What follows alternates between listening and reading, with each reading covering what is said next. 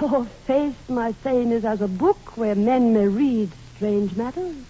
To beguile the time, look like the time. They are welcome in your eye, your hand, your tongue. Look like the innocent flower. Not be the serpent under it. He that's coming must be provided for, and you shall put this night's great business into my dispatch, which shall to all our nights and days to come give solely sovereign sway and masterdom. We will speak further. Only look up clear. To alter favor ever is to fear. Leave all the rest to me.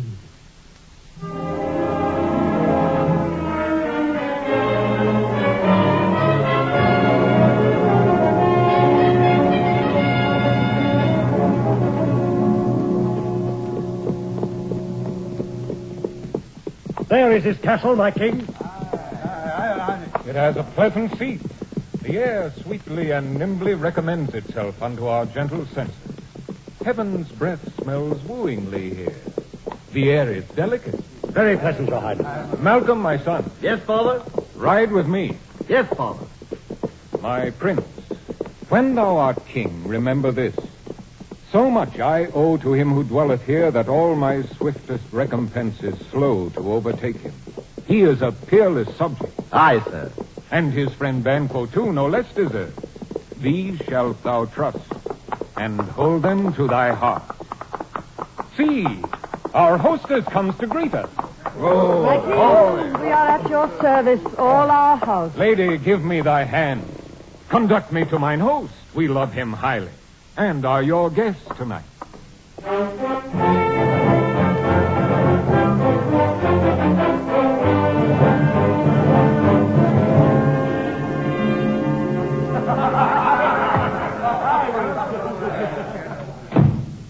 Husband. Now, what news? Duncan has almost supped. Why have you left the chamber? Has he asked for me? No, you not. He has.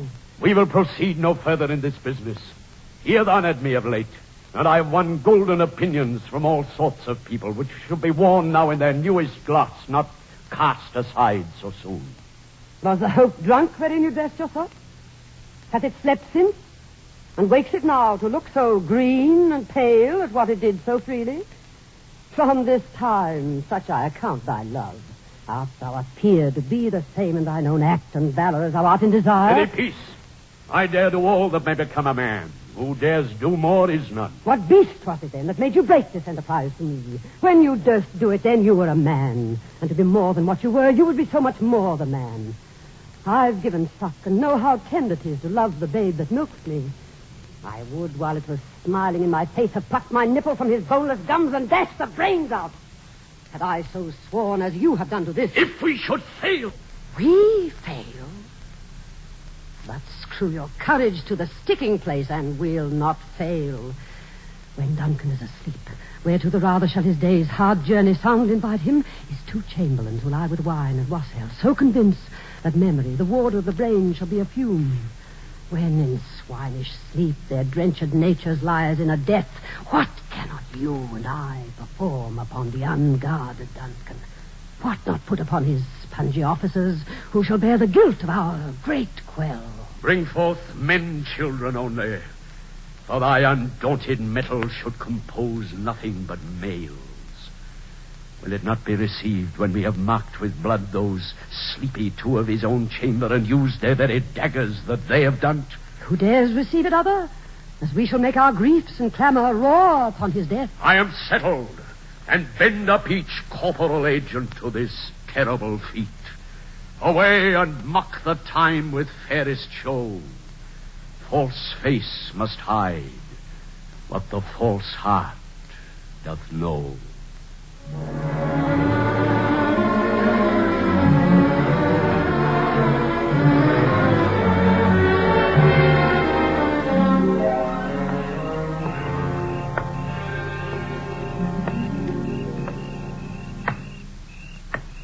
How goes the night, watchman? The moon is down. I've not heard the clock. There's husbandry in heaven. Their candles are all out. Get thee to bed now. Good repose to thee. Thanks, sir. As I like to you, sir.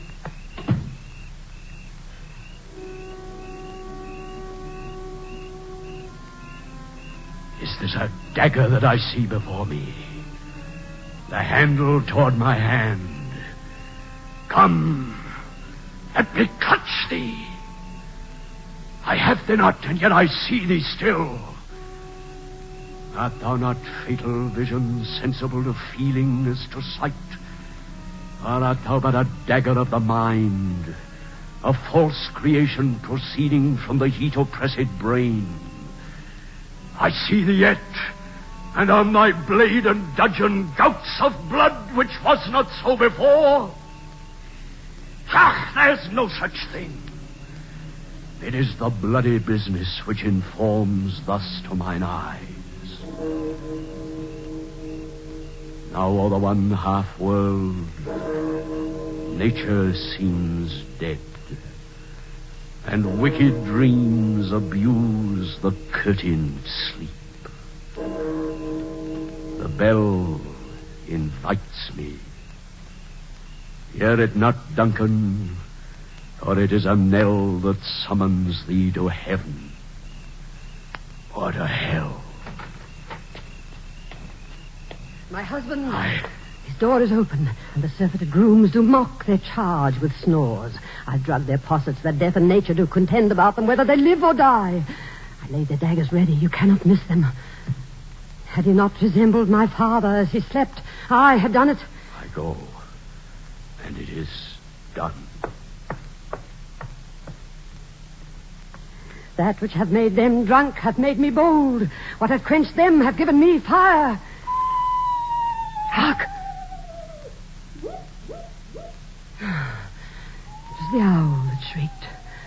The fatal bellman which gives the sternest good night. He is about it. Alack, I'm afraid they have awaked, and 'tis not done. The attempt and not the deed confounds us. My husband. I have done the deed. Didst thou not hear a noise? I heard the owl scream and the cricket's cry. Did not you speak? When? No. As I descended? Aye. Ha! Who lies in the second chamber? Prince Malcolm. Methought I heard a voice cry, sleep no more. Macbeth does murder sleep. These deeds must not be thought after these ways, so it will make us mad. The innocent sleep. Sleep that knits up the raveled sleeve of care. The death of each day's life, sore labor's bath, balm of hurt minds, great nature's second course, chief nourisher in life's feast. What do you mean? Still it cried, sleep no more to all the house. Glamis hath murdered sleep, and therefore Cawdor shall sleep no more. Macbeth shall sleep no more. Who was it that thus cried? Why, worthy Thane, you do unbend your noble strength to think so brain-sickly of things. Go get some water and wash this filthy witness from your hands. Why did you bring these daggers from the place they must lie there? Go carry them and smear the sleepy grooms with blood. I'll go no more. I'm afraid to think what I have done. Look on't again, I dare not. Infirm of purpose, give me the daggers. The sleeping and the dead are but as pictures.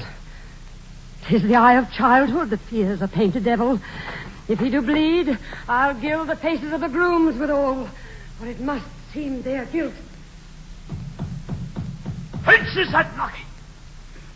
How is't with me when every noise appalls me? What hands I hear? Ha! They pluck out mine eyes. Will all great Neptune's ocean wash this blood clean from my hand? No, this my hand will rather the multitudinous seas incarnadine, making the green one red. My hands of your color, but I shame to wear a heart so white. I hear a knocking at the south entry. Retire we to our chamber. A little water clears us of this deed. How easy is it then? Hark, more knocking. Get on your nightgown, lest occasion call us and show us to be watchers. Be not lost, poorly in your thoughts. To know my deed, for best not know myself. Wake, Duncan, with thy knocking. I would thou couldst.